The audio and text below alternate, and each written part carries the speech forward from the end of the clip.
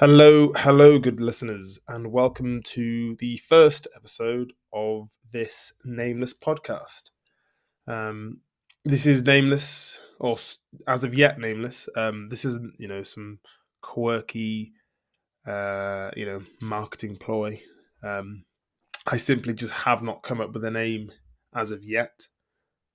I have thrown some ideas around, but I haven't come to any formal conclusion with myself as to what would sound good. I think I haven't even come up, with a introduction, which just goes to show how much of a rash idea this has been. Um, but all in due time, we'll get there. When I say this is rash, this really is. All I'm doing is recording off of a microphone that I bought mainly for work Teams, but it's a decent microphone, so it's decent recording. I'm in a room, my office room. There's no real other equipment apart from my laptop and this microphone. So quality is not great. There's there's nothing professional about this really. But I think it's quite charming. It's like amateur podcaster. But anyway, yeah. So we'll get there eventually. Hopefully, if I decide to keep this up, I might not. But it's something I'll try and stick to. The idea behind this really is not. It's for me to talk about things that I find interesting and things that are also relevant as well. They don't always have to be your current affairs, as you'll find out this podcast is. It's mainly just things that I find interesting, things that I have an opinion about, that I have an informed opinion about, that I know that I can, actually talk about it. But also topics where I think there's plenty of coverage on one side or the other side of an argument. However, I don't think a lot of the coverage is necessarily properly expressed by those taking either side of the argument. I find in a lot of cases, you could be on one side of an argument, but when you actually hear what they have to say, you think, okay, well, you're not really explaining it very well, or you're not actually, conceding some of the points against their argument. And I find myself increasingly in that position where I just think I agree with the overall argument of what someone's saying, but once you actually look into the details, you think, well, they're not actually arguing what I believe entirely. They're ignoring some of the points that I think are quite crucial. And so I suppose this is just a way of me getting my thoughts down. Because one thing I've actually realized is that having ideas in your head, opinions, thoughts, is one thing. But actually having to express them out loud doesn't have to be to a person. It can just be to yourself, or in this case, recording it. It's something entirely different, and it actually makes you think a lot more about what it is you're taking a side on, what your opinion is on. So, one, this is beneficial for me because it makes me think about my stance more, encourages you to look into things a lot more. Two, as well, one thing that's definitely true and not appreciated enough is the fact that, our opinions naturally change over time. And I'm always fascinated by the idea or the thought of knowing what someone who I know, someone could be quite elderly, what they thought at the time when something took place. And you could simply go and ask them, but the likelihood is they don't, because their opinions have changed over time, what they thought exactly at the time, they're not going to remember that, because they'll probably remember more of the things that have changed their minds over time. They're going to remember that as opposed to what their initial thoughts were. So it's also good for me to look at that and observe where those changes are in my opinions over time. And finally, for people who may have be in a similar boat to me, they may take sides of an argument, but realize no one's really arguing what they believe in. They're kind of lost in this firefight of wrong versus right. Whoever's wrong versus right. Everyone thinks they're right, obviously, and there's less of an objective approach, with people ignoring a lot of the facts that you think are important. So twofold, certainly for me, it's also a little project for me as well, but also for people who may be of similar mind. And I know there are people out there who definitely take more of a common sense approach to things, as opposed to a tribal sort of, well, they think this, they generally think this, so I'm not going to agree with them. I'm going to go to the other side, even though I don't fully agree. So this is also for you, my good listeners, whoever you may be and wherever you may be from. So if you do find this one interesting, bear with me. I will progressively try and improve my skills and my equipment, make it slightly more professional, and see where this goes. This could be something wonderful, amazing. This could be nothing and I could give up at the first hurdle, or I could just end up being another one of those nonsense podcasts that just genuinely talk about nonsense. So we shall see, my good friends. We shall see. So enjoy this first episode. Okay. So, episode 1. This is a topic that probably could not be any more relevant in terms of current affairs. It's been dominating the headlines for over a month now. Started in Israel, but has since shifted into Palestine. This is obviously the conflict that's taking place there. However, as most people will know, this is not a conflict that has arisen from the dust out of nowhere. No, this is a conflict that has been it's been going on, well, at least the land has been disputed for centuries. However, the modern conflict, let's say, has taken place has been going on since the fall of the Ottoman Empire, which we will get into. It's a very unfortunate situation that's happening. Lots of innocent people are dying, and one thing, certainly from my perspective anyway, is when you see things like that happening, it does make you appreciate where it is you live, and it makes you appreciate that you can, if you want to, switch off from the news at any point, because whether you've simply just had enough of reading the horrible things that are taking place. So it's a sensitive topic, and there may well be some people who are listening to this, whether once it gets released or much later on, who were affected by it, maybe directly or indirectly. But it is something that needs to be talked about because, one, it's so relevant, and it's very divisive, as is with a lot of things these days. Of course, it's divisive. However, one thing I've noticed is that it's the division that's being caused is not necessarily coming from points of context, more so narrative that's being put out. So context is important in these situations, and that's sort of what I'm going to try and provide today, some context to the situation. This isn't necessarily going to be, commentary on what's currently happening, because we all know what's happening. Well, we can all see what's being released. I think it's important to remember that what you see in the news and on the media and anything with war, really, it's not what you see isn't necessarily what's happening.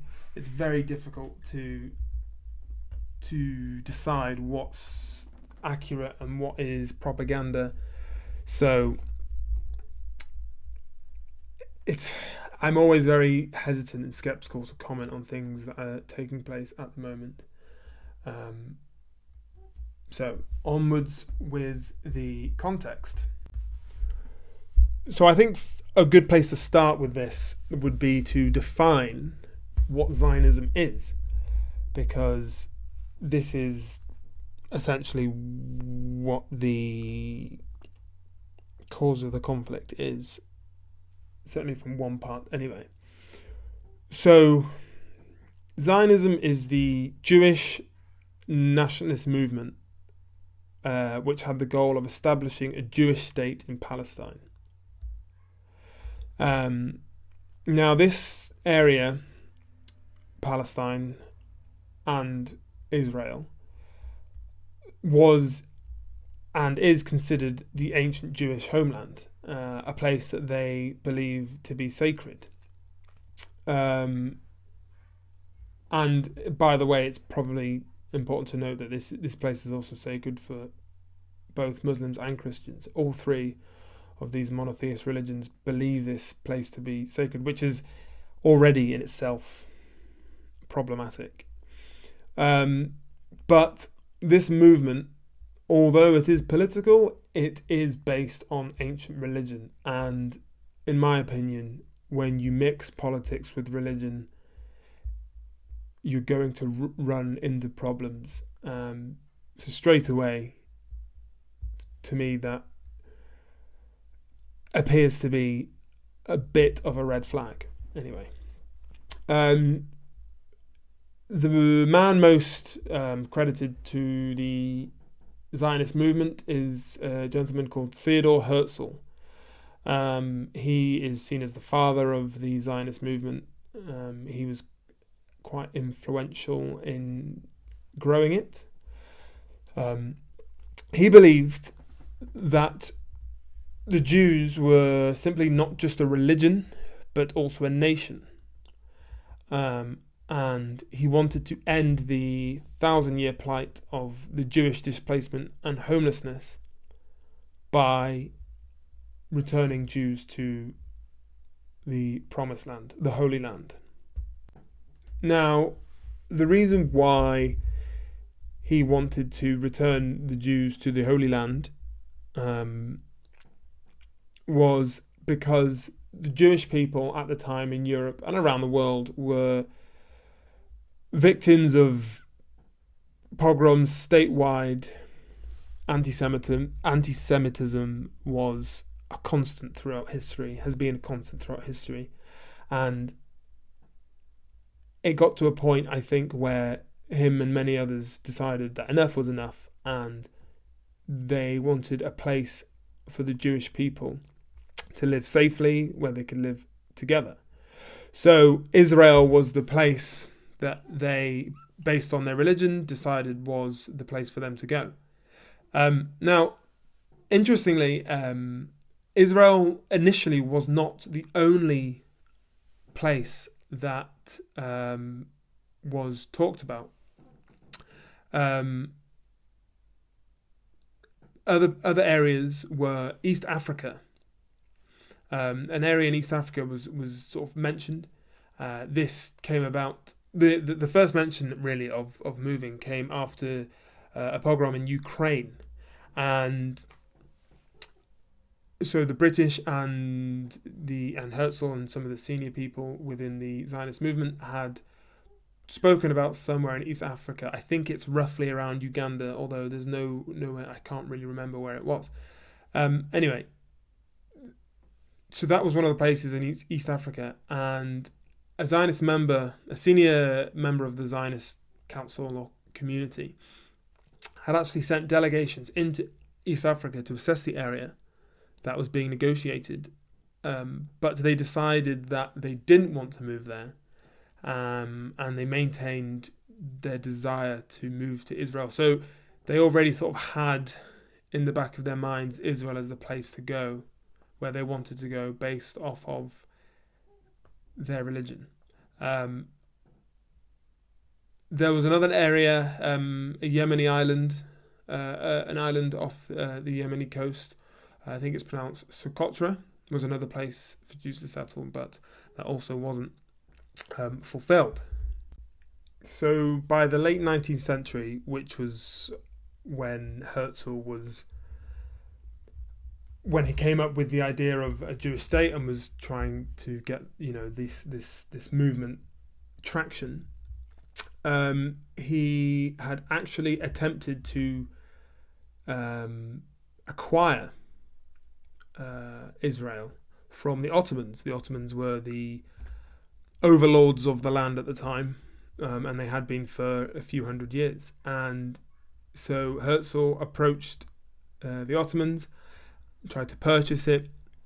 He tries to bribe officials. He talks to heads of state, because Herzl was actually a very influential journalist. But the emperor, or the sultan, I think the Ottomans call it, Abdul Hamid, he actually turns this idea down, and he states, "I cannot sell even a foot of land, for it does not belong to me, but to my people. My people have won this empire by fighting for it with their blood. Fertilize the land with blood, and we will again cover it with our blood before we allow it to be wrestled away from us." So this just goes to show how important this area was, because it was so, as I mentioned before, because it was so important to the Muslims, the Christians, and the Jews. So overall, through Zionism, the Jewish people were eventually, with the help of Western countries such as Britain and France, they were able to establish a homeland for the Jews in 1948, which is now modern-day Israel. But just to give a bit of context, as I sort of did before, in terms of the Jews in Europe, and to an extent in America as well, the history of the Jews, they had suffered pogroms and had often been the scapegoat for ambitious political parties and politicians, which often led to their expulsion or mass anti-Semitism, which took place, in Russia, took place in many places in Eastern Europe, took place in France with the Dreyfus Affair. Obviously, later on, there is the most stark example with the Nazis, but we're not quite at that stage just yet. So the Jewish people around this time are very desperate to relocate and to find a land where they can be safe. They've essentially just had enough of the constant persecution of their religion, of their race. And as I mentioned before, this isn't unique to the 19th and the 20th century. This goes as far back as the Romans, when they persecuted the Jews in the same area. And I think as well, it almost becomes this vicious cycle of, because Jewish people are always seen as the enemy in times, in any country where times become tough, the easiest way to unite people together is not for something positive, but actually a reaction to something negative. Nothing unites people better than a common enemy. So, and this has been a thing in every country, most countries, most empires in history. The uniting people against a common enemy is much more effective than trying to promote something good. And unfortunately for the Jewish people, it became them who were the scapegoats. Whenever things, not just necessarily when things went bad, but whenever people look to blame something or someone for their woes. And this obviously happened post World War I in Germany, when they blamed the Jews for giving up the land. And to a degree, this, you could argue, it happens now in a much more subtle way. We don't have the same language as often was used back then, but I'm sure there are, subtle messages that are given by politicians around the world who try and unite against common enemies to get the people together to fight. So this is largely what the Jewish people faced over and over again in most countries, in Europe, in North America, and out in the Middle East as well. So the Zionist movement was becoming popular amongst the Jewish people. However, it was definitely, and by no means was it a majority. And in fact, one of the arguments made by an anti-Zionist, and he was actually Jewish, was a British politician called Montague Corrie. And he actually said that if Jewish people were to come together and announce that they do not feel welcome, if they do not feel like they belong to the country in which they reside, and in fact they would like to move somewhere else, this would actually increase the level of anti-Semitism that exists, because essentially people would then not accept them as being part of the country, and by saying that they want to move somewhere else, they would effectively speak the displacement into existence. And Herzl even argued himself that if this movement, this Zionist movement, progresses, he said that the anti-Semites will actually become the Jews' biggest allies, because they will want them to move out of their country as quick as possible, so that they can rid the country of the Jews, who the anti-Semites obviously didn't want there. So there was a lot of speculation at the time about Zionism amongst Jews, and the distinction between Judaism and Zionism I think is important, because even today many Jews are not Zionists, and not all Zionists are Jews, but there was speculation then about the impact or the result of what Zionism would have on the Jewish people. So a bit of context about the area that is now Palestine and Israel, or for argument's sake at the moment, let's call it the Southern Levant. So as I mentioned before, it was under the rule of the Ottoman Empire. And if you were to go to Jerusalem today, you would see big walls around the city, and these walls were actually rebuilt by the Ottomans, by Suleiman the Magnificent, I think. And this period under the Ottomans saw, it had its ups and downs in terms of the economics and the politics and the situation there. But nearing the end of the 19th century, the area was largely mistreated by the Ottomans. And in fact, maybe mistreated is the wrong word, because there wasn't much focus, there wasn't much attention on the area at all. They didn't pay much attention to it. So they didn't necessarily mistreat it, they just didn't treat it in any way. So the area was very poor, and it was very underpopulated. In terms of Jerusalem, the city itself, for hundreds of years, it didn't really expand out the city walls. There was no real city expansion. And anything outside the immediate vicinity of Jerusalem, there wasn't really anything outside the vicinity of the walls of Jerusalem.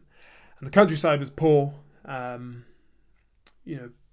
were sparsely populated. The land was arid, and there just really wasn't much going on. And the Ottoman Empire itself was made up of a number of different nationalities within the empire, different nationalities, or maybe different identities, different tribes, different religions.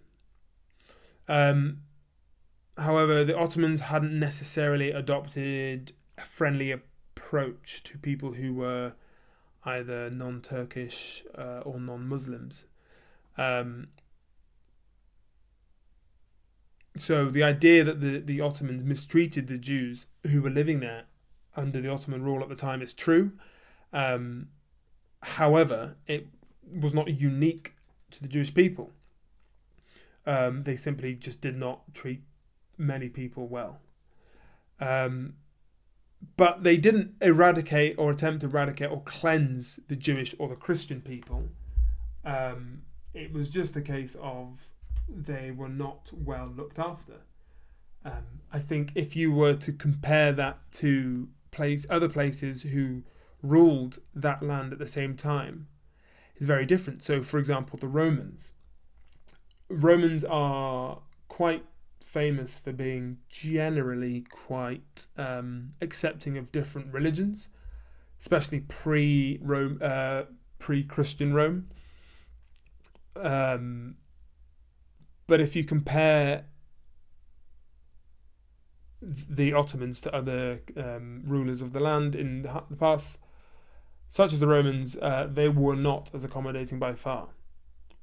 Which, by the way, doesn't mean to say that the Romans were entirely welcoming to other religions, because there have been examples where Rome have been very forceful in stamping out different religious sects. I think, for example, when they invaded Britain, the Romans tried to stamp out much of the Celtic culture. Anyway,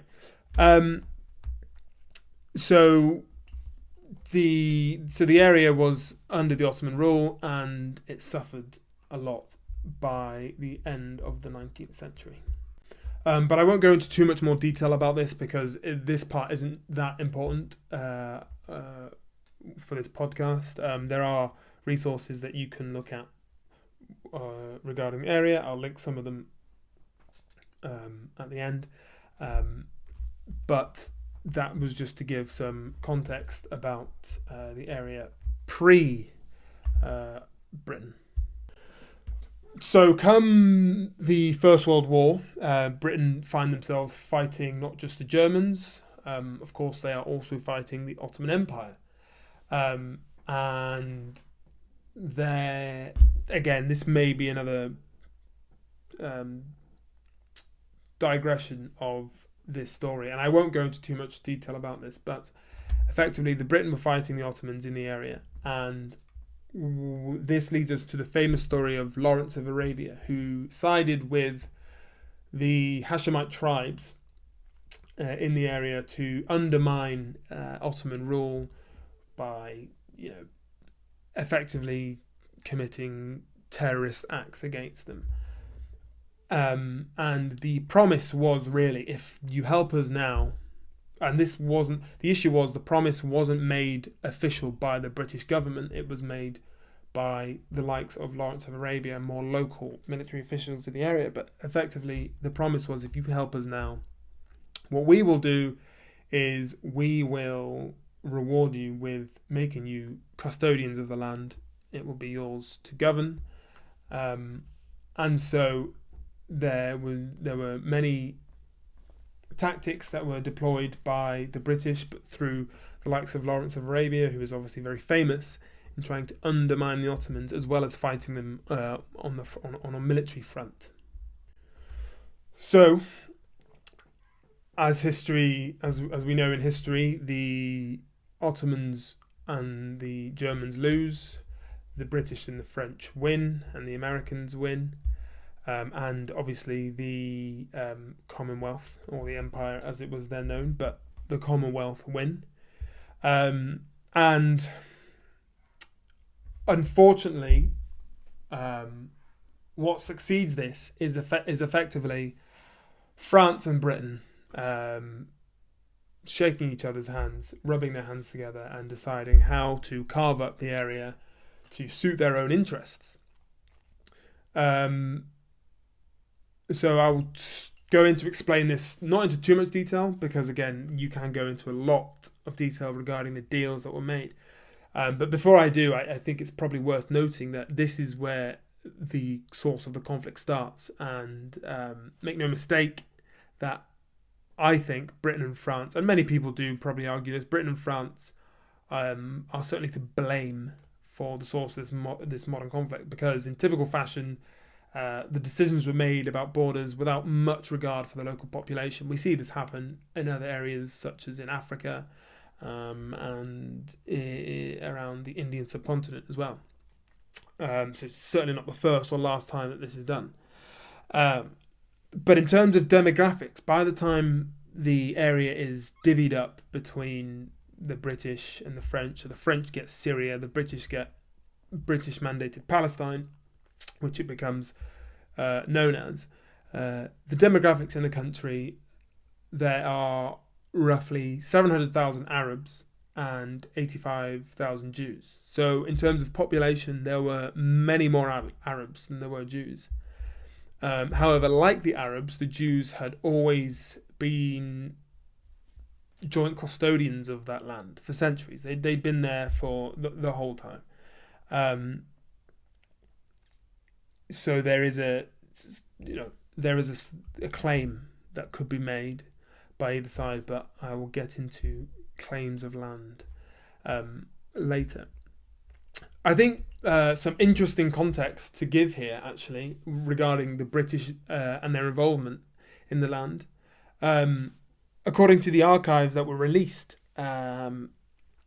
senior military officials in Egypt had actually warned, British military officials had actually warned the central government in Westminster against the taking of Palestine. They stated that it's unnecessary and it is not strategically important.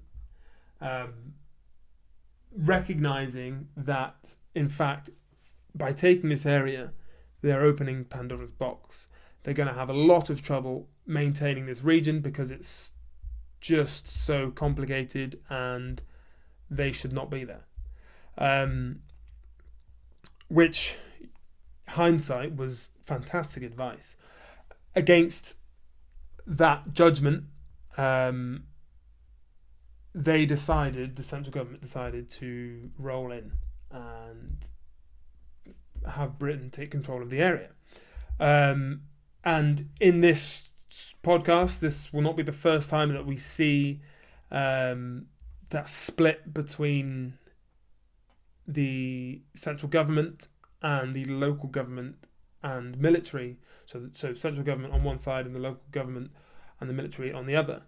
That split of opinions between these two in terms of what to do about the region, or more the approach to the region. So around the end of the First World War, a series of correspondences or letters between the Emir of Mecca and Sir Henry McMahon, who was the British High Commissioner in Egypt. And in those exchanges, essentially, the Palestinian Arabs were under the impression that they would be granted independence within the region if they lent their support to the British, who were fighting the Ottomans, which they did. And again, this is all about the story with Lawrence of Arabia. So that correspondence comes between Lawrence of Arabia, the local Hashemites, and Henry McMahon. Shortly after that agreement, and so this agreement, these exchanges, they weren't legally binding, and so it was more just promises that probably were made too rashly. They did not have much foresight, and in terms of sticking to the agreement, well, they clearly didn't. But at the time, whether they had the intention to or not, we can never know. But maybe they knew that. They said that knowing that they may not be able to. So anyway, shortly after these exchanges of letters between Henry McMahon and the Emir of Mecca, Britain and France had actually reached what is known as the Sykes-Picot Agreement, which was a secret agreement in which the majority of Palestine would be partitioned.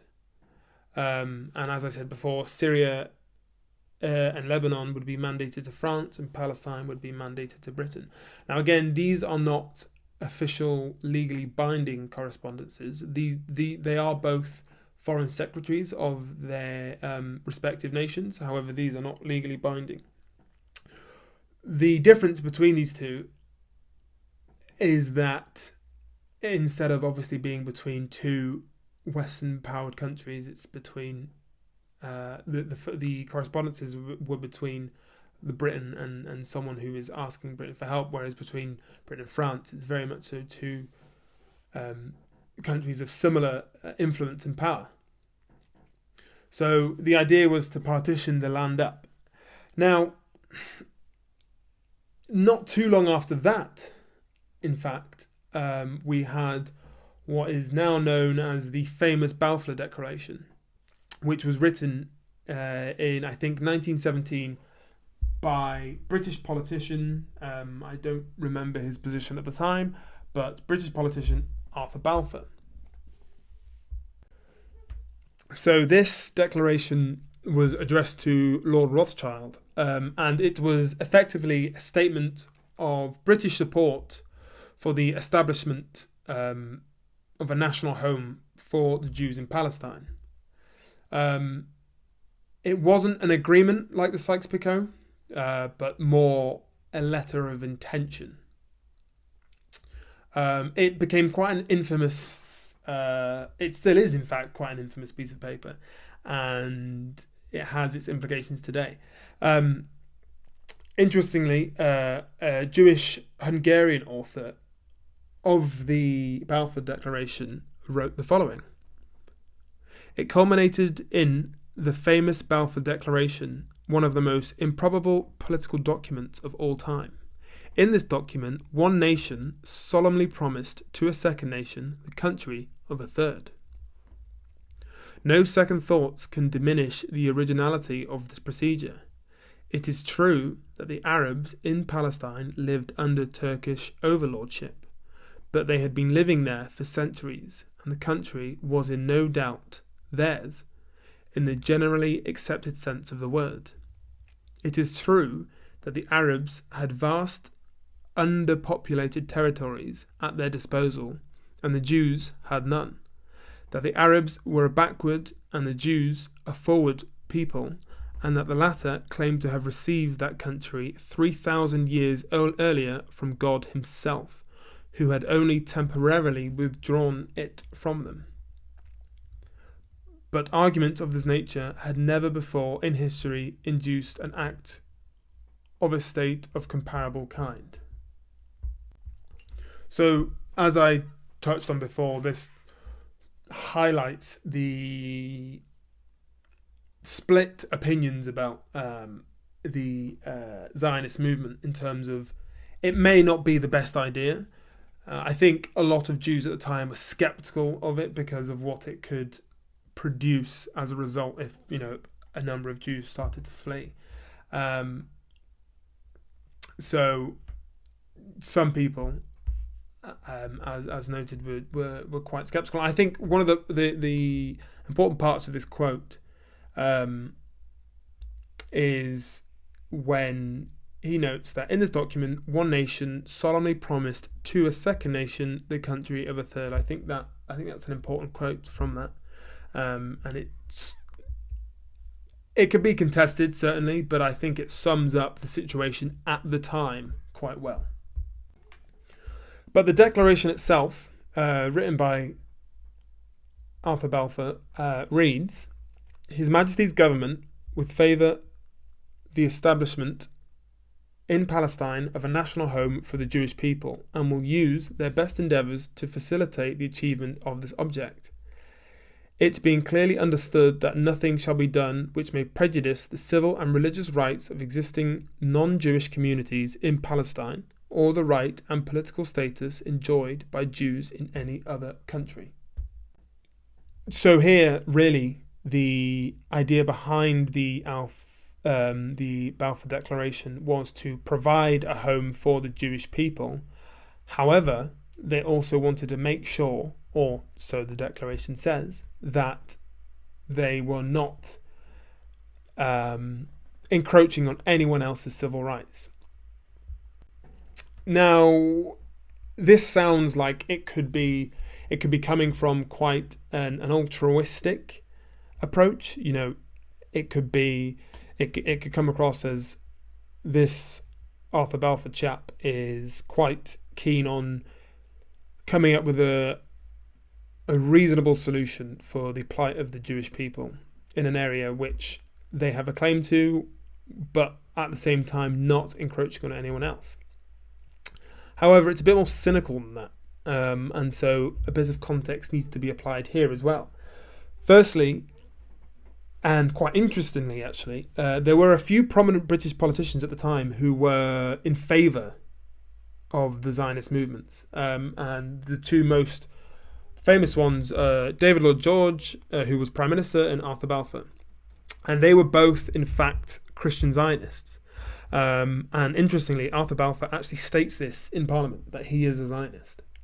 But ironically, the support for the Zionists from these British politicians could be said to actually derive from what today would be quite anti-Semitic views. The reason being is because the British politicians wanted the Americans to intervene in the war, in the First World War, and they viewed the wealthy Jewish class that had developed in America as being influential enough to convince the American people and the American government to enter into the war, because at the time the Britain and France were struggling. However, this is, as I said, probably, no, not probably, it is an anti-Semitic view of, and it sort of sticks around today, that the Jews control the government and they decide what happens in the wars, etc. So it was a gross overestimation of the influence the Jewish community had on American politics. So really, the Balfour Declaration, although seems quite altruistic and benevolent, really is born out of a incorrect belief about the Jews at the time. But as I said, they were also in favour of the Zionist movement, not out of the goal of trying to get the Jewish people, the Americans, into war, but they also had an admiration of the Jewish people, to the extent actually to which, so David Lloyd George, as I said, considered themselves as Zionists, and to the point that he did, I would argue, is close to religious zealotry, really. So David Lloyd George expresses that he apparently knew the names of rivers and mountains in Palestine long before he knew the names of places of significance in Wales. Wales is the place that he is from, David Lloyd George. He's the only Welsh Prime Minister we've ever had. And that he knew the names of biblical kings long before he could cite the kings of England. Now this, whether this is true or not, is hard to tell. And one thing I will say, especially about people in Wales, Welsh people, they're very proud of their country. Wales isn't a big country, and it doesn't take much to know about the most popular places in Wales, due to its size and obviously how proud people are. So it seems very peculiar that he would know the names of mountains in Israel, Palestine, before he knew the places in Wales. And for a Prime Minister, obviously he wasn't Prime Minister at the time, to know the names of biblical kings before he could cite the name, give names of the kings of England, it's peculiar. And if it is true, it's very odd. If it isn't true, then I would say it's probably also quite peculiar that he wants to come across as being that devoted to the idea of Zionism.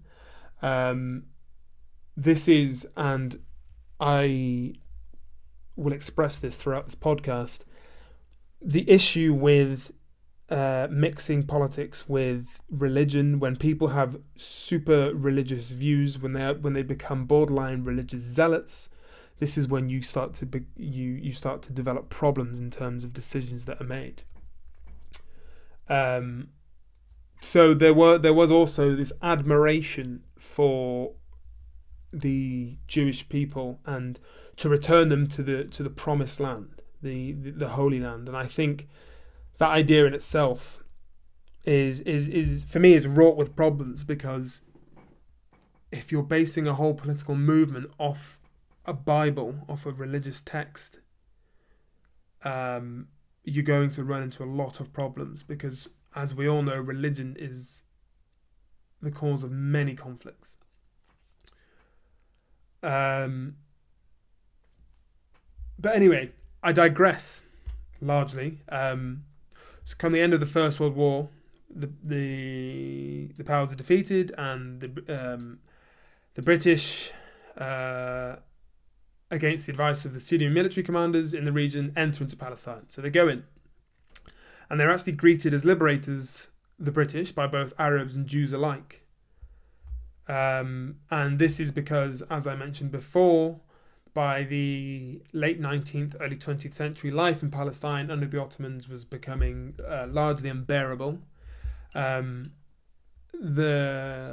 land in Palestine was never fully appreciated or developed or looked after by the Ottomans. The land wasn't arable, the crops wouldn't grow, there was no real commerce there. And there was becoming constant conflicts between the Ottoman Empire and the people in the region. So by the time the British rolled in, they're seen as liberators by everyone who was under the Ottoman rule. So once the British have established the British Mandate Palestine, and France get their respective areas as well, and all is official, this now takes us to what's known as the interwar period, and it's as it says, really, it's the period between the First World War and the Second World War. This isn't specific just to Palestine. This is sort of a well-known worldwide time period known as the interwar period. So in this time, tensions do rise between Jews and the Arab population, with obviously the British in control. And this is mainly due to the political uncertainty about who will be given the land, and about whether the resettlement of the Jewish people would actually be executed as promised by the British. So bear in mind, at this point, there is still a lot of speculation about what's going to happen. No one really knows. The British have said they're going to do something. They don't fully know how they're going to execute it. So there's a lot of questions, really, that people have, and they are unanswered. So during this time, the Jews were emigrated to the British mandated Palestine throughout this period, as they said they would. However, it wasn't until 1933, which is significant because that is when the Nazis is largely credited, at least, where the Nazis came to power after the Reichstag fire. It was here when the number of Jews who were emigrating from Europe into Israel increased. And it rose from 30,000 to 400,000 by 1936. So 1933, it's 30,000. By 1936, it's 400,000.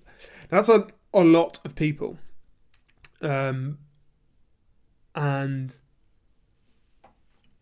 one of the arguments today in the UK and in Europe, actually, is that there has been too much immigration, and that's been a problem. Not that there is immigration, because there is very few people who are against immigration. Is that there is too much immigration, as we have probably seen most. The best example of that really would be in Germany, where Angela Merkel said in 2015 that we should have an open door policy, but she largely reversed that because she realised that it was unsustainable. And we see that here really with the Jewish population in terms of large numbers of people moving. 370,000 people in the space of 3 years is a lot of people. If that were to happen in the UK, for example, that would just be, who even knows what kind of consequences that would have in terms of tensions and political discussion. It really is unthinkable.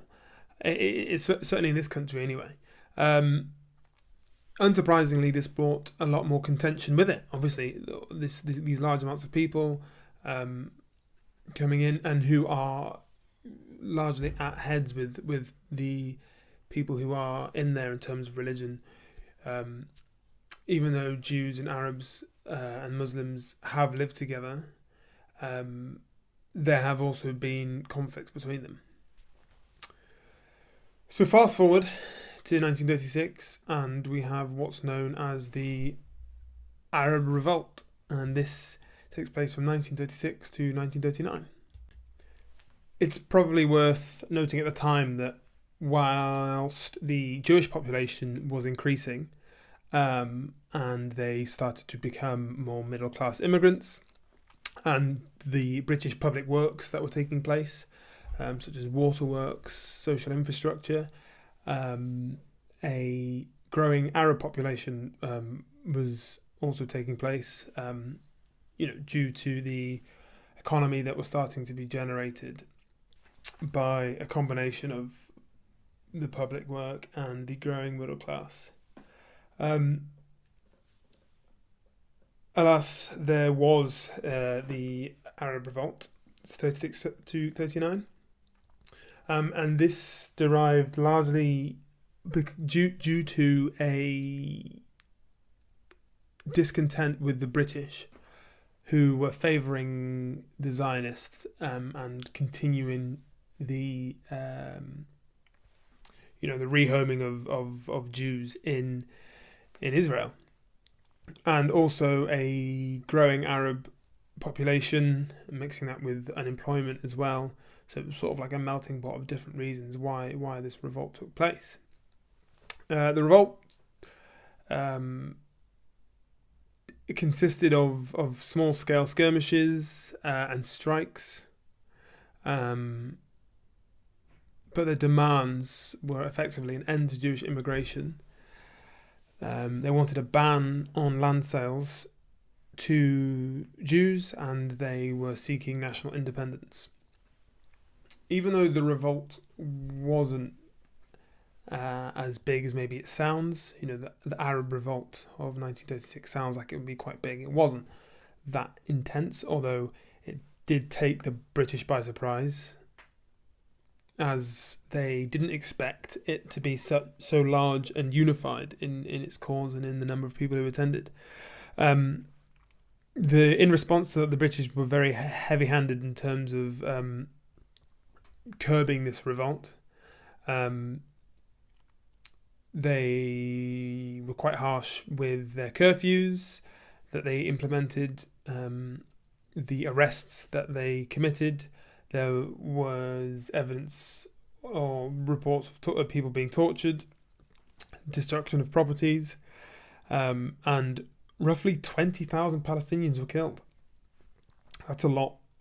That is a lot. So the response was very draconian. It was very severe by the British. They did what most countries did at the time when it came to revolts, and they reacted harshly. So shortly after, or maybe just coming to the end of the revolt, shortly after, there was the Peel Commission, which was a royal commission headed by Lord Robert Peel, not to be confused with the other Robert Peel, who was the founder of the British police, the Metropolitan Police. Anyway, in this commission, he essentially declared that the mandate wasn't workable and the obligations to both the Jews and the Arabs were irreconcilable. It was the recommendation of the commission to partition the region between the Jewish and the Arab state. And this is quite significant because it's actually the first time, or one of the first times, that a Jewish state is actually explicitly introduced by the British, as opposed to just resettling them there. They've actually mentioned the idea of a Jewish state. And I think, this idea probably at the time seemed like the most workable solution, because what they were trying to achieve there was, okay, we can't just throw these people together and expect them to get along. It was maybe quite a naive approach that Peel thought at the time. So instead, we'll split the land in two so that there is no mixing. If they don't, there's no forced mixing. If they want to mix, they can. There's no forced mixing, and people can have a claim to their own land. And in the commission, the Arabs, I think, got the majority of the land. However, the Holy Lands were to be governed by the British. So that would include, obviously, Jerusalem. However, it was also suggested that Arabs that were living in the proposed Jewish state were to be forcibly relocated into Transjordan. Now, the Jews were in favour of this because it was the land that was being suggested was sizably larger than what they currently had. So naturally, you're going to be more in favour of that, right? Whereas the Arabs were a lot more. They didn't like this. They didn't like this suggestion. And this is a moment in history that a lot of people consider to be important, because the argument is, well, this was suggested, and the Jews said yes, and the Arabs said no. Which, without context, is true. And the sort of argument that people try and make is, well, look at us, the Jews, we were trying to find a solution. We wanted this to happen, and you didn't. So it's your fault, not ours. It's probably worth noting here that it goes without saying that if you're being given a larger proportion of land than what you currently have, you are obviously going to want to say yes to that. You are obviously going to say, well, yeah, we're going to take that. And if you are, conversely, if you're being given less land than what you already had,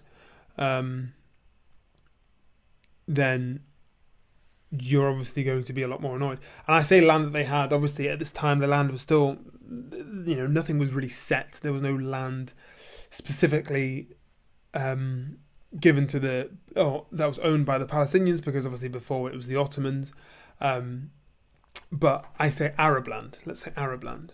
So a lot more Arab land was being taken away and given to the Jews. So you had on one side people who were very happy about this idea, and on the other side you had the Arabs who were, I would say, quite understandably upset. You have the Jews who were understandably happy about that, and the Arabs who were understandably upset. So the Peel Commission was quite an important bit of government action by the British. Fast forward to 1939, a new white paper is issued. Now, a white paper can be many things. It can come in many forms. In this sense, in a sort of governmental, legislative sense, a white paper is essentially a policy document that outlines proposals for legislation now and in the future, and it presents ideas of government policies. with giving information and recommendations that allow give guidance to policymakers, and also allows the public to understand the government's stance. So it's a document by the government, essentially. So in this white paper, it was declared or established or stated that the Jewish national homeland should be established within an independent Palestinian state. So again, you have the mention of both a Jewish state and a Palestinian state. And over the next following 5 years, 75,000 Jews would be allowed to enter the country. And after that, Jewish immigration would depend on Arab consent. The transfer of land to the Jews would be limited to specific areas in Palestine, and the establishment of an independent Palestinian state would be considered within a decade or so. So this paper, there was favour amongst the Arabs for this policy, for this white paper. However, overall, they eventually rejected this white paper, primarily due to the fact that they had developed a level of mistrust of the British government, and their opposition to a provision in the white paper that allowed for an extension of the mandate beyond 10 years. So it was basically, in this white paper, it was saying Britain would have control for another 10 years. And, they said, well, sort of, but no, we don't trust you, and we don't like the fact that you are trying to have this mandated for another 10 years. This seems to be like quite a silly move by the British to try and, keep some form of administrative control over an area they're clearly not really getting a grasp on. And not only the fact that obviously by 1939 there are other things happening, which we'll sort of get into shortly. The Zionists were also not happy with this document, due to the restrictions in terms of the population and the land transfers. So the Zionists were not happy, and they viewed it as a setback to their goals. And it was also because at this point, as I mentioned, the situation for Jews in Europe was becoming very dire in terms of their persecution. By 1939, the Nazis had been in control for 6 years. In Germany, there were also other things taking place, sort of leading up to this point throughout the 20th century in France, in Russia, in Austria, in other places essentially wherever there were Jews. So really what you have is like this Jewish diaspora across Europe suffering the same fate of persecution. So they were desperate. The Jewish people, come 1939, were desperate. And they just needed somewhere to go. And it seemed like at the time that Israel was the best solution, because this is where all the Jewish people were going. It was being mandated by one of the most powerful countries in Europe, in the world.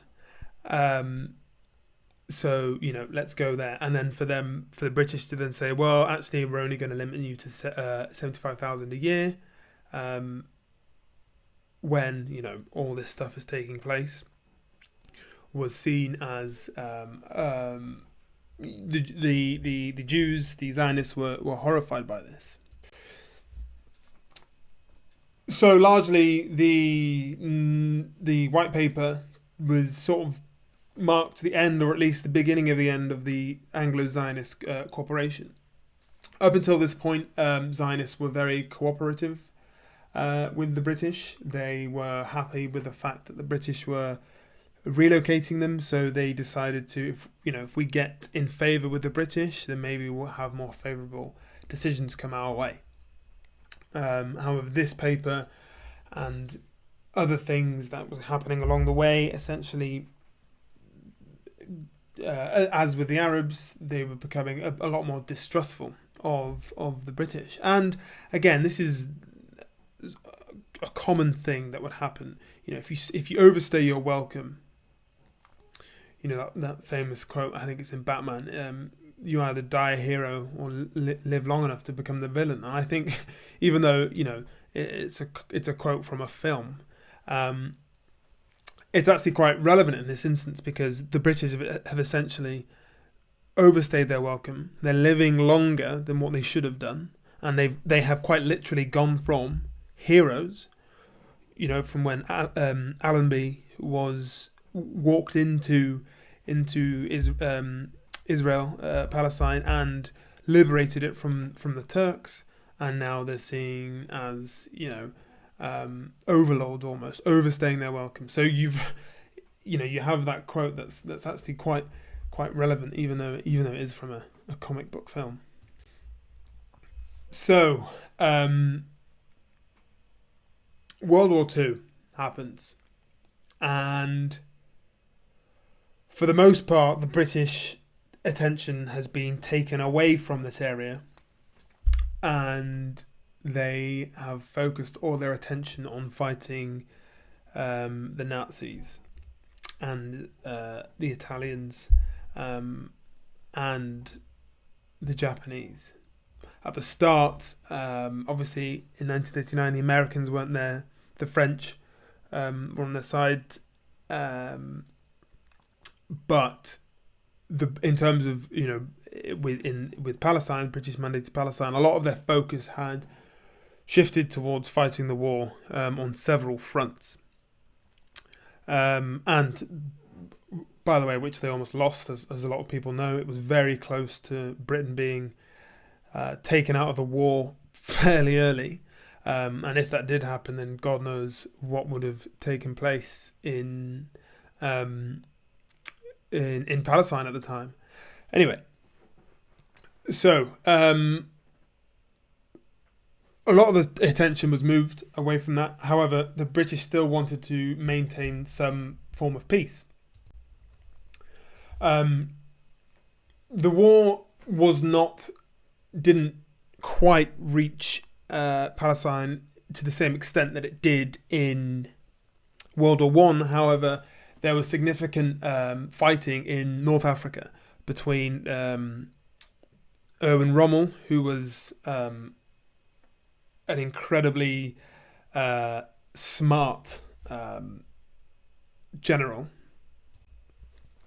so much so that he was nicknamed the Desert Fox, and our Field Marshal General Montgomery, and the famous Desert Rats. So there was a lot of back and forths between these two in terms of land gained and lost, and the fighting went all the way up across the whole sort of coast of North Africa, but with the Italians and the Germans and the British, all the way up across until Egypt, which is obviously incredibly close to Palestine.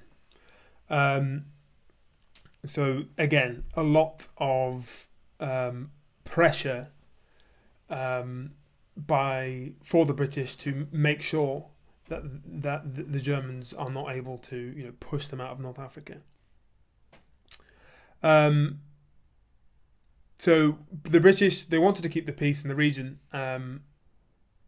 and one of the things they did was, at the same time, still limit the amount of immigration that took place. Obviously, the Jews wanted to move into Palestine, but anything above the threshold was still dubbed as illegal. Now, this is actually where Zionist terrorism began. And it was with the creation of the Stern Gang, and they were a sect of extremist Zionism, a fairly small sect, but significant enough that they were able to coordinate terrorist attacks. So much so that they actually assassinated a British Minister of State, Lord Moyne, in 1944. Now this is interesting. It's not spoken about much in terms of what they did, even though the war was, by 1944, was definitely swinging in the favour of the Allies. The war was still going on, and what you actually have is Zionists committing terrorist acts against the British, who are, doing their utmost to protect the free world. And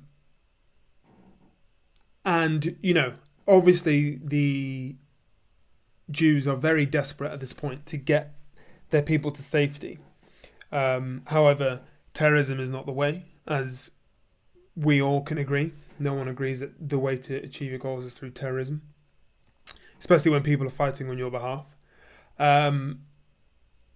So this small sect within the Jewish community were, they were starting to up the ante in terms of their actions. However, it's also important to note that for the large majority, the Jewish community had actually rallied to support the British war effort. Roughly 27,000 Jews enlisting in the British Army. And there was a small Jewish munitions industry that was helping to develop ammunition and mines.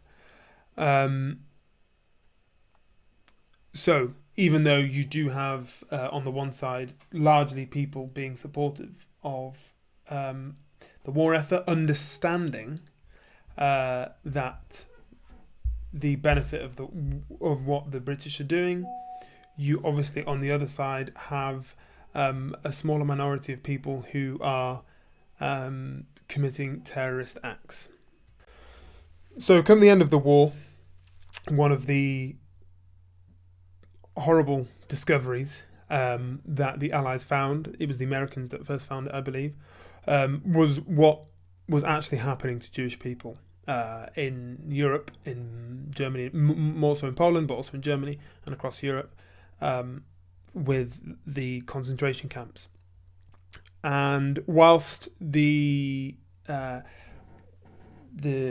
desperation of Jews in the lead up to the Second World War and throughout the Second World War grew in terms of what they wanted, once people started to see the concentration camps and the death camps and what is now known as the Holocaust, it gained a lot more international attention in terms of the need for the people, the Jewish people, to have a Jewish state. This is very significant in America, where this took place. Americans were now becoming a lot more vocal about the idea of a Jewish state. So after the war, there was a lot more Zionist pressure for Jewish immigration to Palestine. And it was still not really being managed well by the British.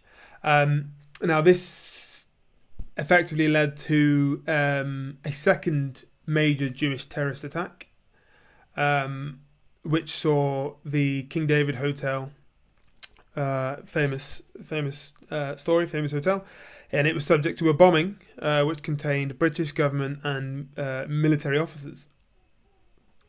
I think something like 100 people were killed. I can't remember the exact number. And again, we're starting to see, acts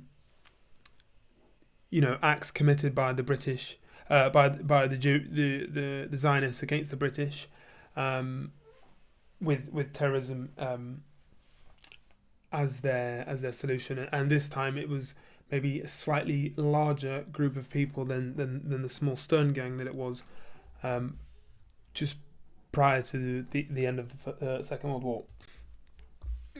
Now, just in relation to a lot of the conversation that happens around the subject, and it's something that I've noticed when conversations do happen, because obviously what we're faced with now is Hamas, who committed a terrorist attack and who, for not the first time, by the way, they have committed quite a few number of terrorist attacks and attempted many more.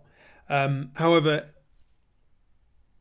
if you were completely ignorant towards the history and the topic, you would think that there would never have been any terrorist attacks by the Zionists in the past, and it's something that needs to be mentioned. People don't mention it. Funnily enough, people don't mention it on either side of the argument. People in favour of Israel-Palestine, Jewish people themselves, obviously don't mention it because they don't want it to be brought up. However, I've noticed that people who are, against Israel and Palestine, Israel, and are pro-Palestinian also don't really mention it. This could be one because they do not know about it, because it's not really spoken about that much. I don't really know. I can't really speculate why people wouldn't know about this really, or why it's not being mentioned. But I think it's important. These are important moments in history because it sort of goes against the idea that it's just the Arab world, the Muslim world that commit terrorist attacks, when in fact it's not just that. And with the inception of the Jewish state, part of it, a small part of it was achieved through terrorist acts, or at least a small part of it was it became more popular through terrorist attacks, because at this time the bombing of the King David Hotel was quite a big thing in the British news. So, with an increased number of still illegal Jewish immigration at this point, and terrorist attacks by the Zionists and the Arabs, because Arabs are also committing terrorist attacks against the Brits, and other Arab states also getting more involved. At this point, Britain, they were just ready to call it quits. As a nation, Britain were exhausted economically. The First World War had really stretched their finances, but the Second World War had really just knocked them down. And they just lost all will as well, really, to continue any of their colonial interests. At this point, Britain had lost what was known as the crown, the jewel in the crown of the empire, India. They'd given that back, or they lost it, and they were hanging on to this area for God knows what reason, and they just thought, what, sod this, we're not having this anymore. UN, your problem. So in 1947, they passed this very challenging situation that they had, dare I say, created, and I would say created. They passed us on to the UN. As a country, we were broke. A lot of our fighting men had been killed. The ones that weren't were injured, and the ones that weren't injured were mentally scarred. Cities were bombed. No money left. What's the point? This is a mess. We've started it. We just cannot finish this anymore. UN, the Euro coalition of countries, you solve things, here you go, solve that. That's essentially what happened. So the UN received this, and they come up with the genius solution to essentially continue what the British were doing, and they recommended that the region be partitioned into an Arab and Jewish state. I think in terms of the thinking, maybe people didn't really know what to do, so they were maybe try and improve what was being done. Maybe they saw this as, okay, this is what the British were doing. They hadn't done it very well. Let's see if we can do it properly. So this is what they did. They recommended that the region be partitioned, with Jerusalem actually remaining as the international zone. So I guess the view was that Jerusalem, neither side should really be responsible for such a holy place, because it's so sacred to everyone. No single person should have control of it, which I don't think is a bad idea even now. But anyway, So the recommendations proposed were adopted by 2/3 of the UN Assembly, but largely rejected by the Arab states.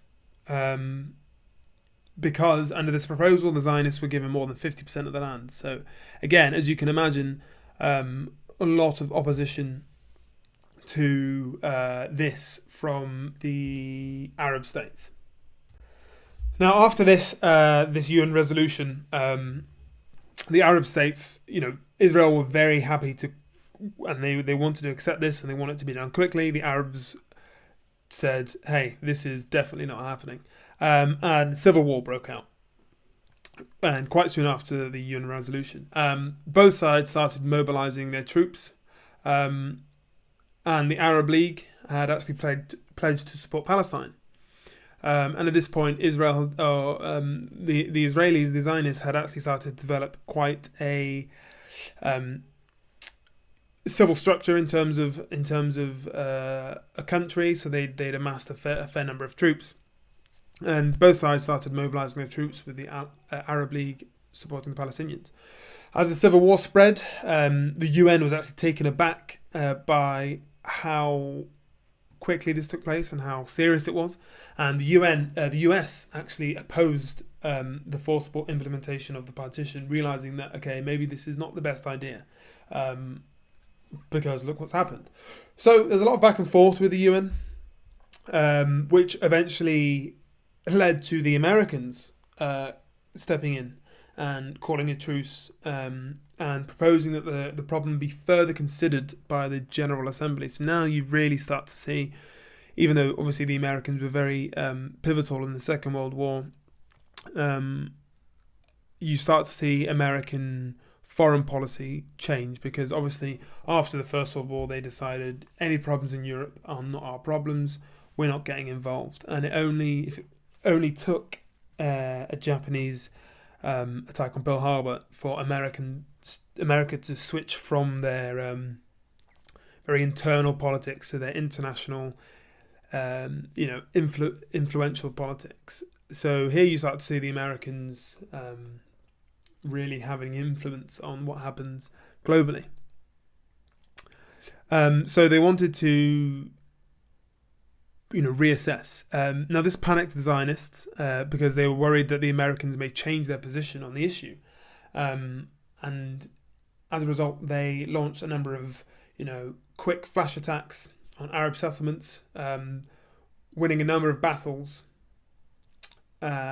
winning large swathes of territory, and this is partly due to the fact that it was quite a poorly led Arab coalition, because it was quite a quick response, and you have different people wanting to take charge, so it wasn't that very well organised, and the Arabs were able to capitalise on this. So that same month, after Israel had taken all this land and won these battles, they declared Israel as an official state, and Israel had won sort of a de facto recognition by the UN. There were a few attempts by the Arab coalition to actually retake some of the land they lost, but for the most part the Israelis won the battles and started, in fact, to agree to armistices. I think overall they consolidated roughly 8,000 square miles of previously mandated Palestine, so obviously west of the Jordan River. And the rest of the land was divided between Transjordan and Egypt. And at the time, Egypt took what is now the Gaza Strip, and Transjordan taking the West Bank, the lands of the West Bank, which is obviously the west of the Jordan River, which is where the name comes from. And that also included East Jerusalem. However, Transjordan, or now Jordan, their annexation was not viewed as legitimate, apart from the British and Pakistan. Interestingly, I don't really know the background behind with Pakistan, but Egypt didn't actually annex the region, the Gaza. They just sort of took control of it. But effectively, from there was no Palestinian community. It had been absorbed into either of the three countries at this point. And it was a case of, I think, for the most part, the international community going, well, look, that's just happened here. Why don't we just stick with that? No one really wanting to break that up and then having to divide it up again. Not really wanted to create any more problems and saying, look, this is where we're going to leave it. So a recurring theme really in post-1948 was that Israel were fighting, the Zionists were fighting for a Jewish state. There was a lot of hostility from Arab neighbours. However,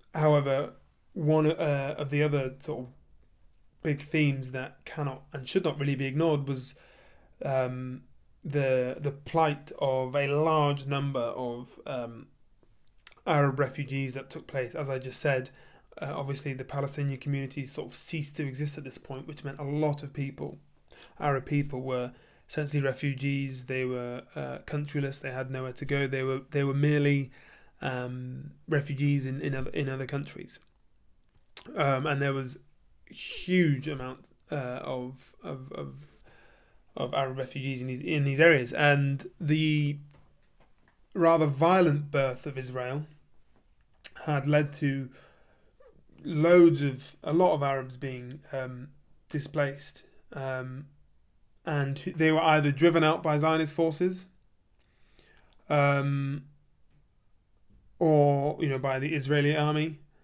and they were basically told to go elsewhere. So the events in 1948, with the large displacement of Arabs, this is known by the Arabs as the Great Catastrophe, or I apologise for my pronunciation in advance, Al-Nakba, which is the Arabic translation of the Great Catastrophe, and obviously where a lot of Arabs had lost their homes, lost their land, and had nowhere else to live. Something that I think is quite an interesting quote is said by Tom Segev, who is an Israeli historian.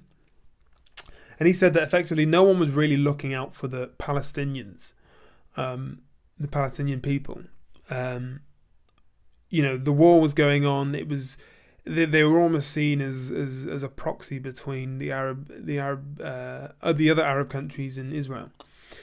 They were kept in refugee camps in other countries, and they were essentially used as weapons.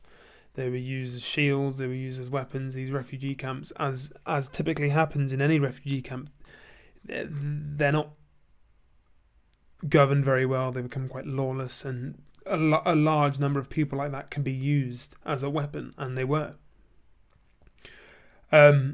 So they become, the center of attention of the war. They become the reason the wars are breaking out, right? These countries are going, right, well, we'll fight you for these people. But they're not actually being helped. And Tom Segev also goes on to say that one of the tragedies of the Palestinian people who were displaced was that they were not allowed back into the land once they'd been kicked out. So they were told to leave during time of war, and once the war was over and they wanted to return back, they were not allowed to.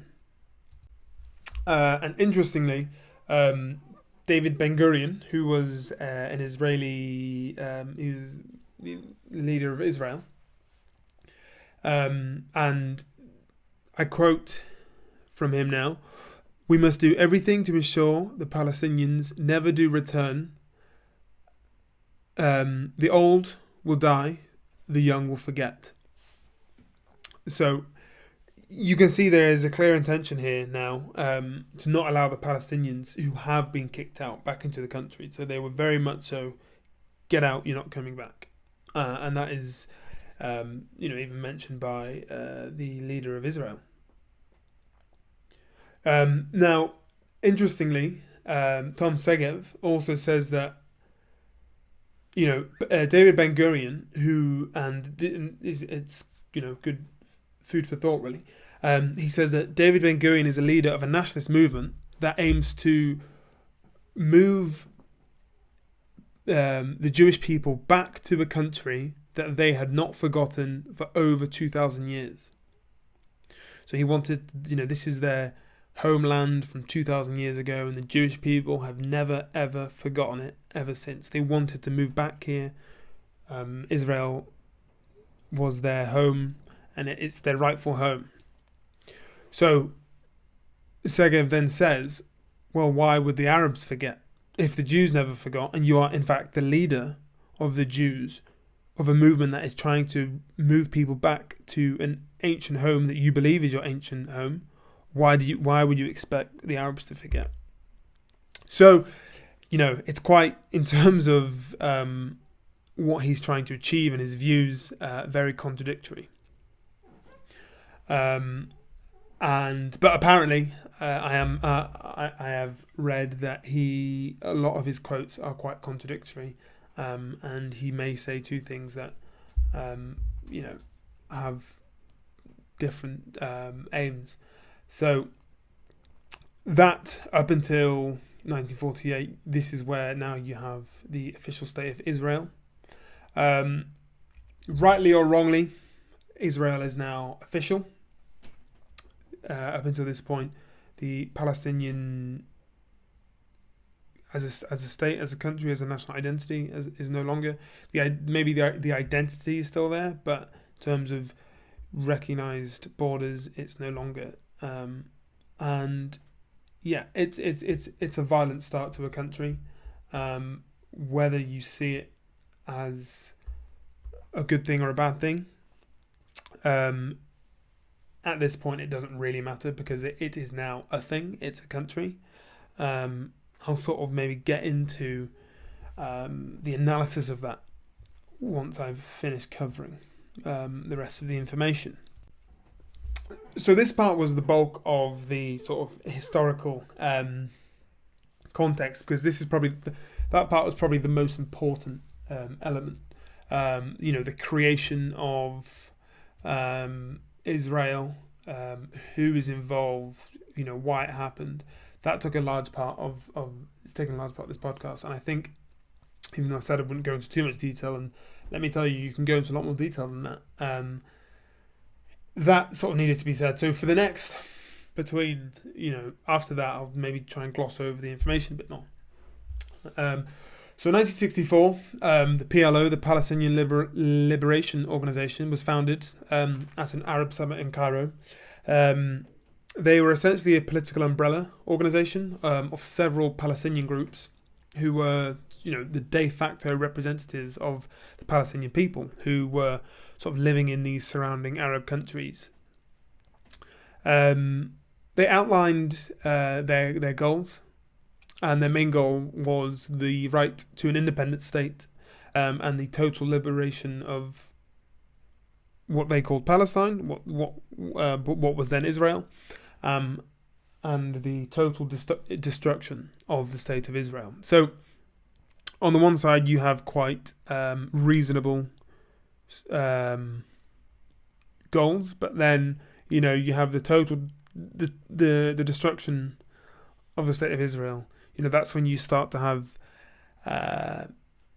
goals that maybe could be perceived can be perceived as more violent in terms of the means of doing that, because how do you destroy a state other than through violence? So you start to see more violent language here.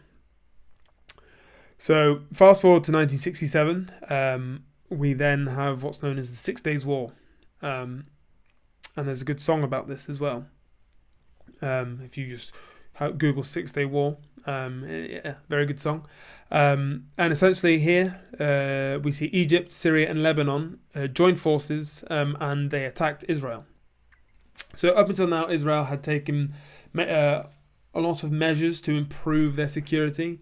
They became quite an organized state. They had a military. They were becoming quite a well-organized civil society. They rapidly defeated this coalition force in, you guessed it, 6 days. And not only did they kick the invading forces out, but they actually took more territory, and territory that was previously held by Egypt and Jordan. So they took the Gaza Strip, and they took the West Bank.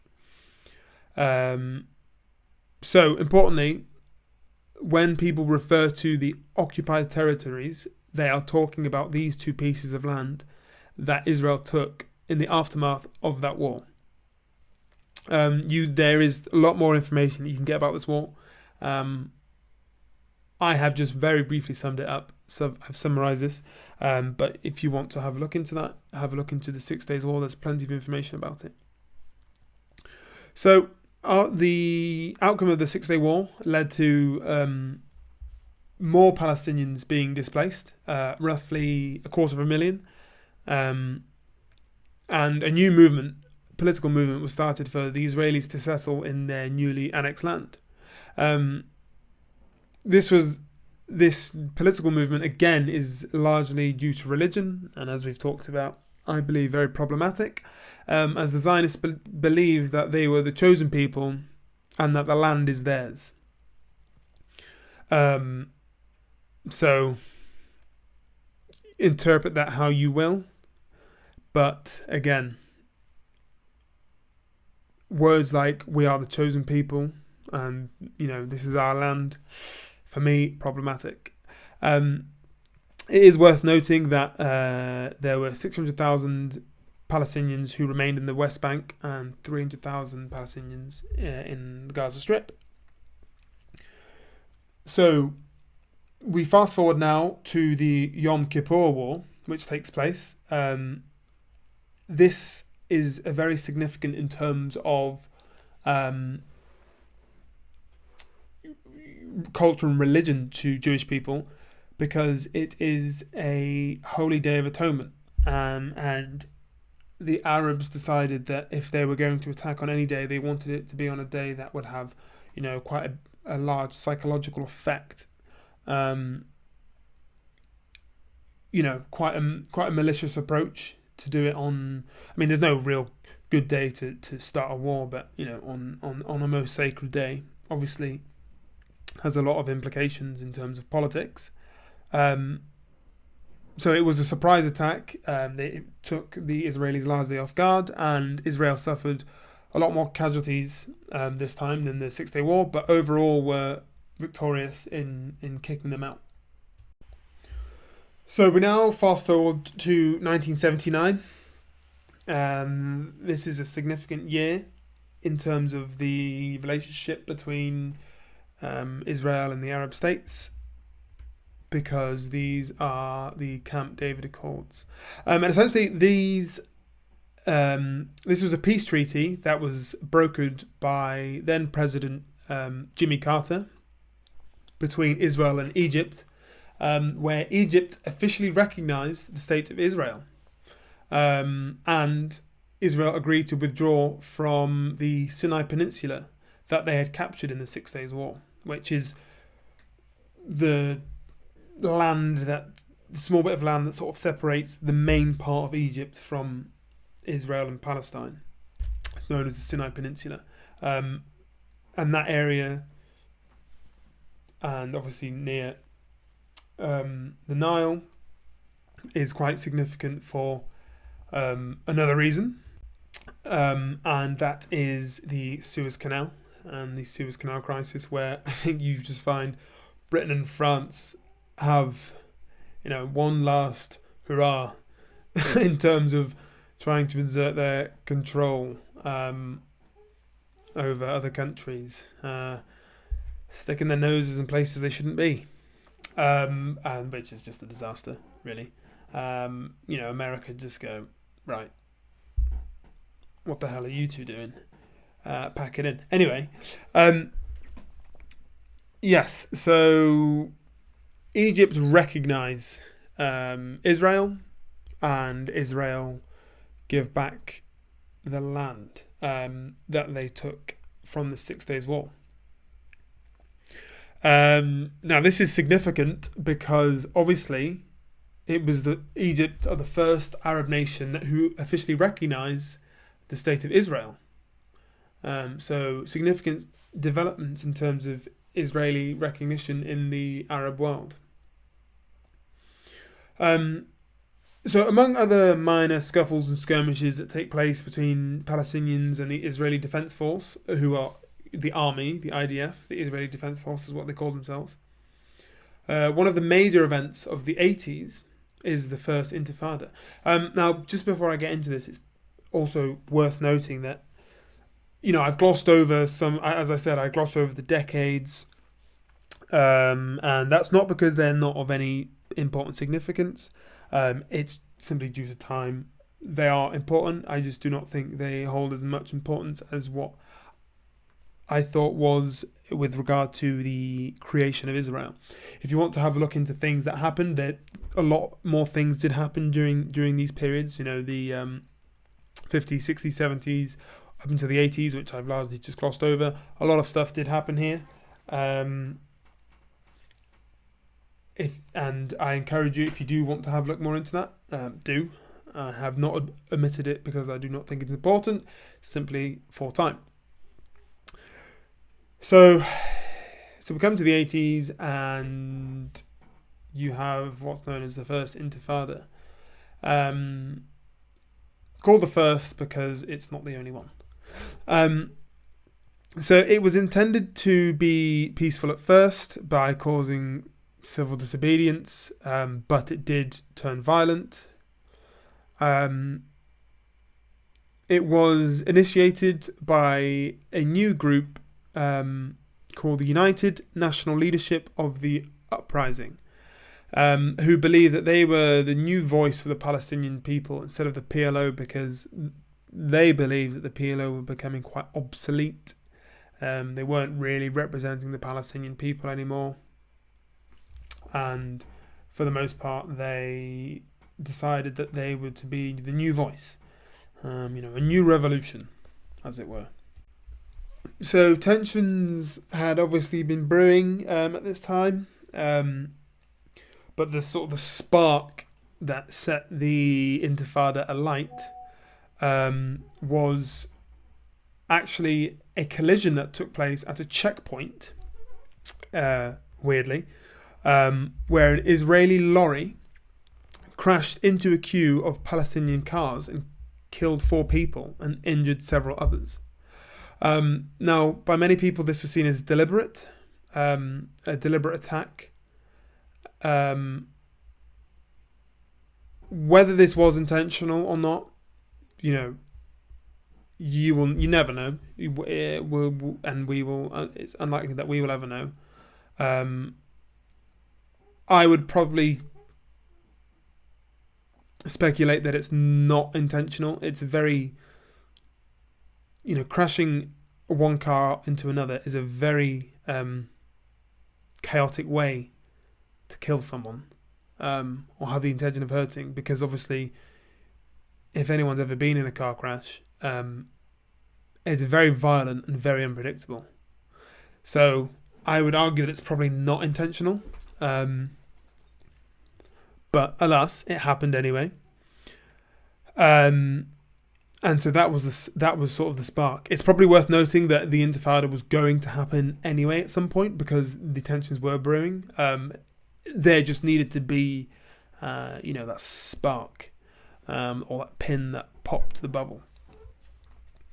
So the protests went on for quite a few months, and as the months progressed, it became increasingly more violent, as people started to use rocks, and then people turned to using homemade pyrotechnics like Molotovs, the destruction of property, public property, private property, rioting, clashes with the police, and also clashes with each other, by the way.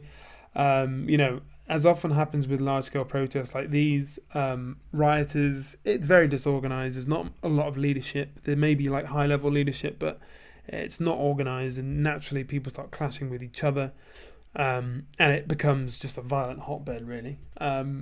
This is, any protest that does become violent and drags on for months, doesn't even need to be months, really, but, it becomes very violent. I've been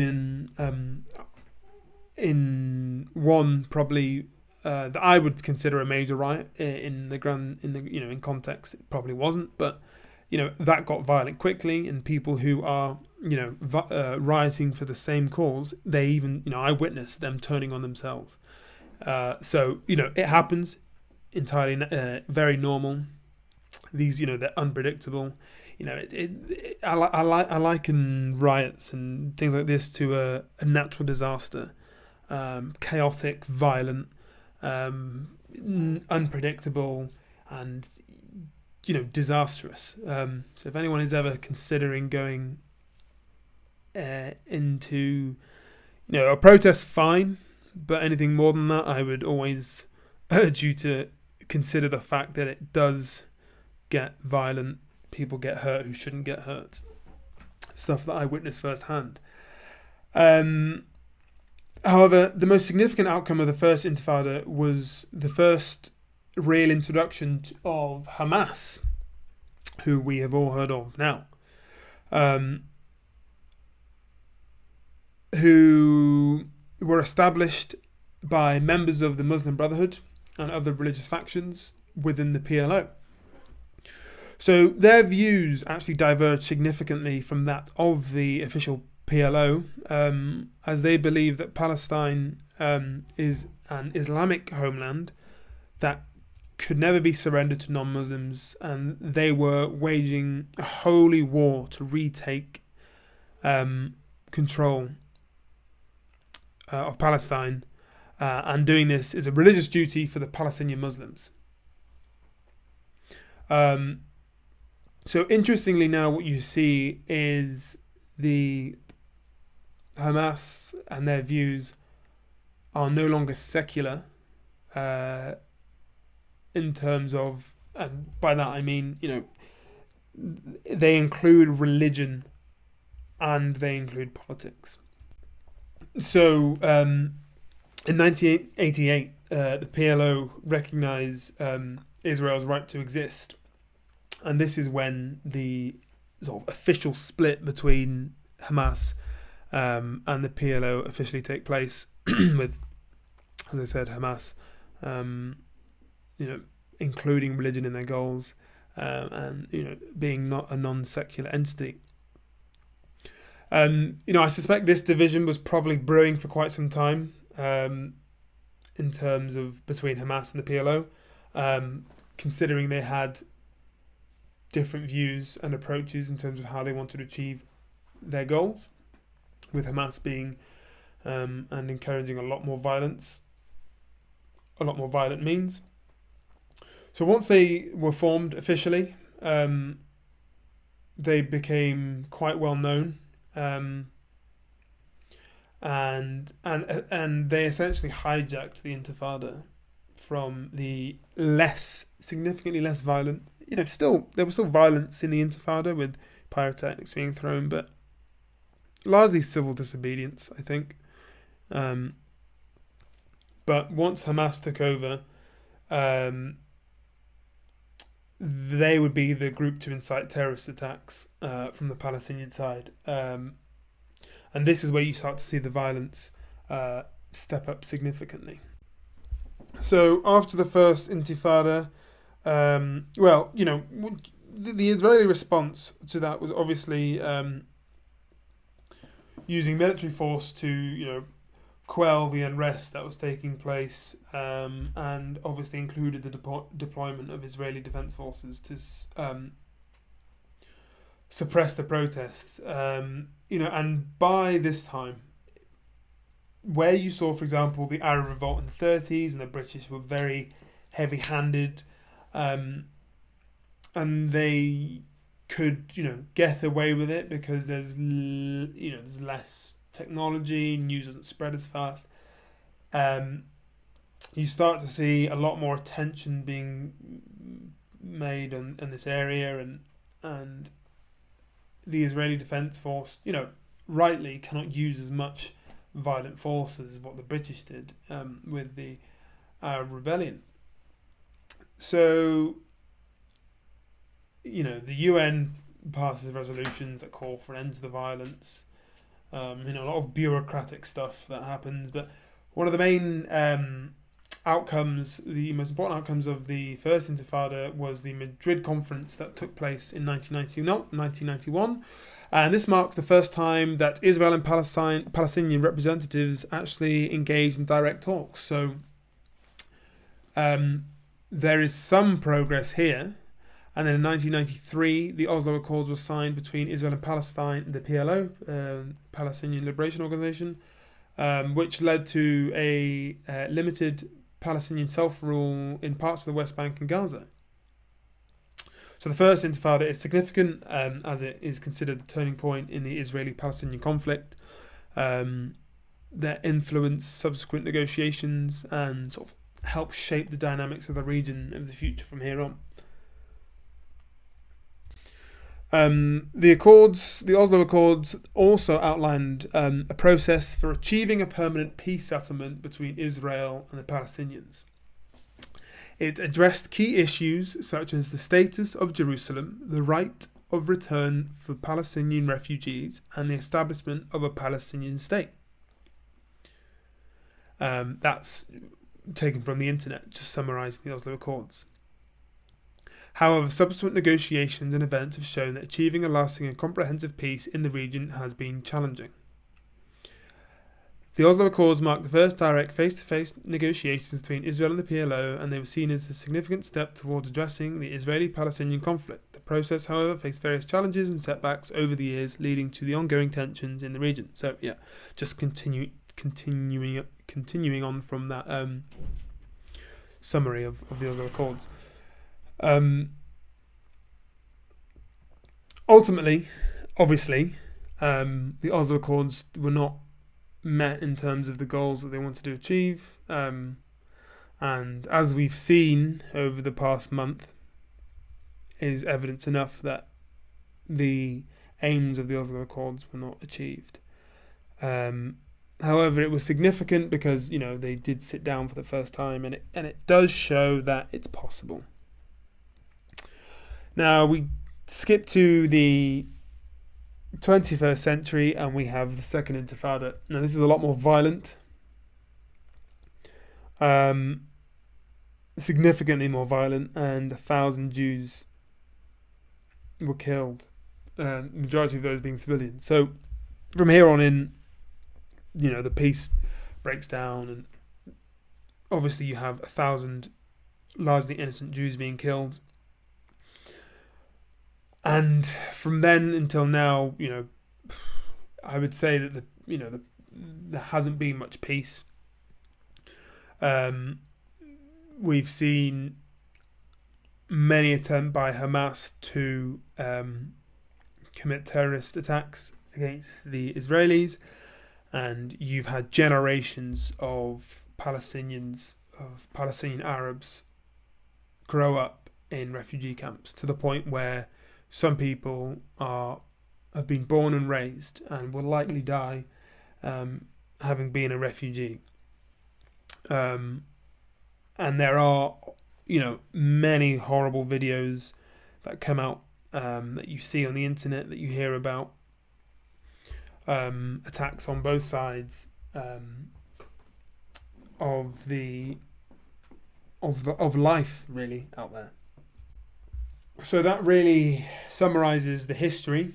As I sort of alluded to before, I'm not going to talk about necessarily what's happening at the moment, simply because it's ongoing, and the aim of this was to summarise, talk about the history, the foundations, as opposed to a running commentary of current geopolitics. But what I will say briefly is that it's a very sad scene that we're seeing, and one can only hope that a resolution is found soon for the sake of everyone, for all those involved. The initial attack by Hamas on the Israelis was a horrible scene. Those videos were ungodly. And we are now seeing a lot of innocent Palestinian people being killed: children, healthcare workers, elderly, you know, hard-working professionals. So it's incredibly sad, and it's in terms of solution. Well, that is the question. What is the solution? It's difficult, and that sort of brings me back the solution, because one of the arguments that's made by people I see a lot on the internet and I hear about it is, well, whose land is it? Who has the right to the land? And obviously, as I've just attempted to summarize here, with being as objective as possible, I have no skin in this game. I am neither an Arab nor a Jew, so I don't take a side, or I don't have the emotional attachment to a side, let's say. So, I'm able to maybe look at this slightly more objectively than others. The idea that the land belongs to someone and it's rightfully theirs is the worst approach to go about a situation like this, simply because you're talking about ancient religion. Now, I have nothing against people who are religious, insofar as religion provides people with a peace of mind, of life after death, bringing them comfort, giving them guidance to be a good person. I am very supportive of religion, and in some ways jealous of people who genuinely believe that they will, go to whatever, go to heaven after death. Where religion is used for other means, such as this is our land based on this book, I'm going to kill you because it says in this book, I'm going to kill you in the name of whoever, I'm completely against religion in that sense. And we have seen with the creation of Israel, it was largely a non-secular move. It was very much based on religion, and I think it's a terrible idea. And a lot of the terrorist attacks that we see now, are in the name of Allah when they are committing these terrorist attacks. So for me, that's where the problem really lies. Religion can be a force for good, but it can definitely also be used as a force for evil. And navigating this at this point, very difficult situation for any political party, for any political mind, is incredibly challenging. However, one thing I will say on this topic is that the approach that's being used by Israel at the moment in terms of, and this can be sort of reinforced by Netanyahu's words that they will destroy, Hamas, completely destroy Hamas in its entirety. That kind of language will never ever work. Those kind of goals can never and will never ever be achieved. When you kill, as people who study history know, when you kill a religious zealot, they become a martyr. And the more people you kill, the more martyrs are created. The more martyrs are created, the more the movement becomes popular, whether it's overground, underground. It's impossible for Israel to destroy Hamas because, first of all, Hamas aren't just in Palestine; they're in the other Arab countries as well. There are some Hamas people in the UK. So to say that is ridiculous. If that is a real reflection on Israeli goals, then it's stupid. As the British learned in Northern Ireland, you cannot. It's impossible to stop kill terrorists or to stop a movement when people hide among the civilians, as Hamas are doing. The British didn't go over there and level the place. They tried to do very coordinated attacks on solely IRA terrorists. And even then, they weren't able. The only way peace was able to come was through politics, not through guns. Bullets will never, ever, ever, ever stop a movement such as that. And it just seems as if Israel are not learning from past mistakes of other countries. Whether they're just not aware of the history or they're ignoring the history, I don't know. In terms of, stopping a movement like that, but this approach will never work. It's foolish to think that it will work this way. It will never work. It's a very difficult situation. How else do I don't know how to go about stopping a terrorist organization like that. People sort of compare it to, I don't know, maybe what happened with the Taliban or ISIS. But there hasn't really been a terrorist organization that any Western country or any country really has been able to destroy. The Taliban were on the back foot, but they were never truly destroyed. ISIS, they're no longer as big as what they were, but again, they have not really been destroyed as such. And maybe where organizations have been, terrorist organizations have been either disbanded or, been wiped off the earth is not through bullets of an opposing country or an opposing force, but it's probably been because they've joined another force. So in my opinion, a very foolish approach by the Israelis. Unless they're going to go into every country where they find a Hamas leader and assassinate them,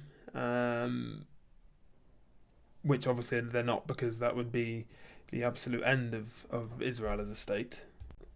There is, the solution, it's tough, but a lot of people are becoming collateral damage in Israel's attempt to try and kill Hamas terrorists.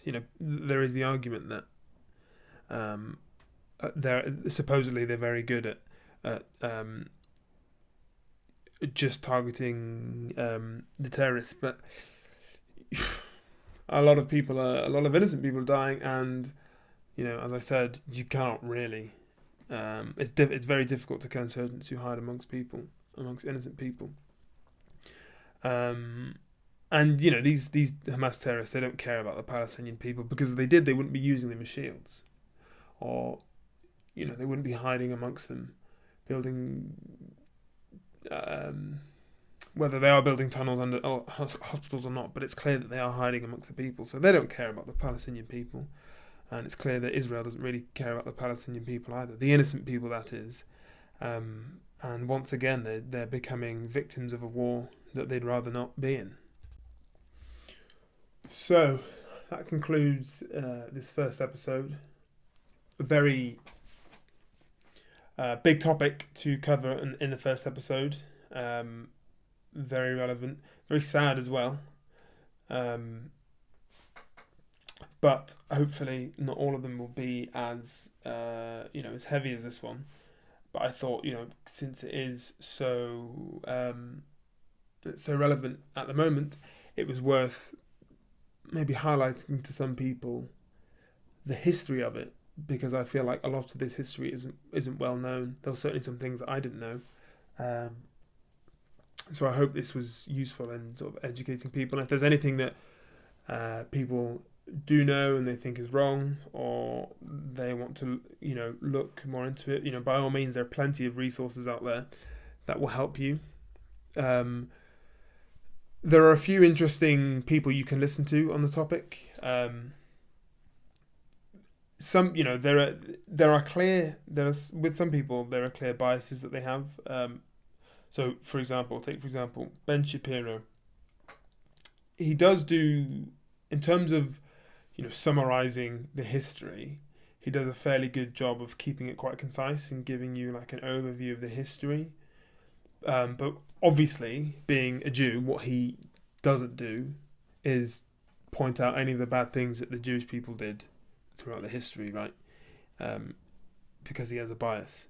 He just, he paints them as, these people that go there and they haven't done a single thing wrong. That's not true, because as we've seen, there were terrorist attacks on the British at the time. The great late Christopher Hitchens, he's very vocal on this, and his brother, who is still alive. They're both very opinionated on this, as people who know them can imagine. Great sources to listen to. And there are other podcasts out there as well. Some that try and stay as historically accurate as possible and not sway towards one side or the other. So I will see if I can link those somewhere.